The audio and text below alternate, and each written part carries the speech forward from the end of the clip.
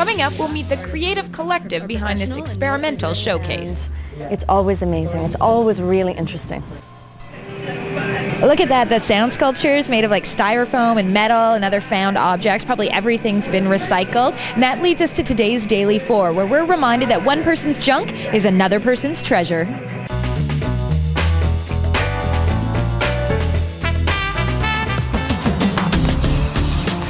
With the recent garbage strike in Vancouver, residents have been searching for places that will recycle everything and anything that's kicking around the house. Well, look no further than your local non-profit. First up is Home Start.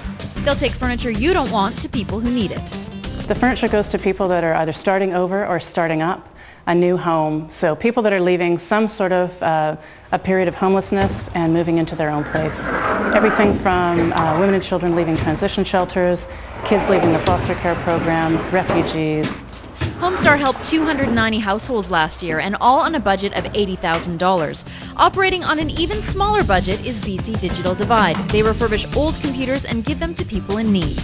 We get corporate donations from companies like Pivotal Software and Van City. We're always looking for, more computers. BC Digital Divide has given over 300 computers to people like single mothers, the disabled, neighborhood houses, and even university students. And the response is? Actually, some people are absolutely just amazed at the fact that they bring tears to their eyes, to joy to their face. Our third place to donate is Urban Source on Main Street. Urban Source is an arts and recycling store. We take in all different industrial leftovers from local businesses, and we put them out for creative reuse, basically. But they accept private donations as well.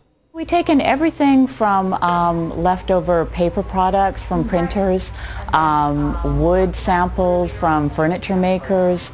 We have stickers from sign making business. We take in things like CD cases because there's nowhere else in the city really to take them, and a lot of people just phone us privately and want to bring those by. And finally, if you've got an old junker of a bike or even a good one that you just don't use, consider taking it to our community bikes, also on Main Street.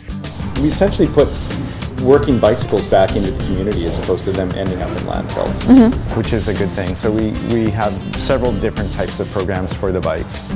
Some of them will be fixed up for sale to run our operations since we're non-profit. And other bikes will be turned into free bikes for a free bike program that we have for homeless people or people from other countries, refugees, etc. And any bike they can't fix, they recycle it. How do the bikes end up coming to you? Are they by donation, private donation, or do you end up buying them from warehouses or what?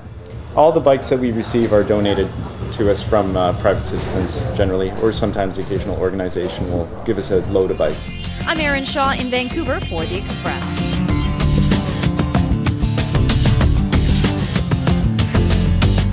Remember, all the organizations Erin was talking about take clean, non-toxic household items. So if you want to make sure you have what they're looking for, just give them a call. Now, if you're looking for something unexpected, original, maybe some new artistic territory, we have that for you today on The Express. We're at the Anza Club for the rehearsal of Brief Encounters 7. We'll talk to the producers, the performers coming up about this performance experiment. Onto this spongy tongue, and you sit down and there's huge molar seats. Also, streams and rivers, cleanups, and celebrations. We get the lowdown on the high tide of BC Rivers Day.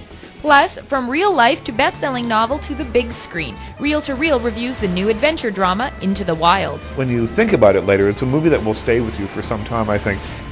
There's always so much going on around town, and in some cases not going on. I don't know if you've heard, but the Rabbit Festival has been postponed due to the ongoing strike action. I know, but I promised I would get the word out. Now, that doesn't mean that rabbits aren't having their voice heard, or at least their message being spread. Up next, Sayoko Maraze introduces us to a local photographer with a very interesting story and a very cute subject.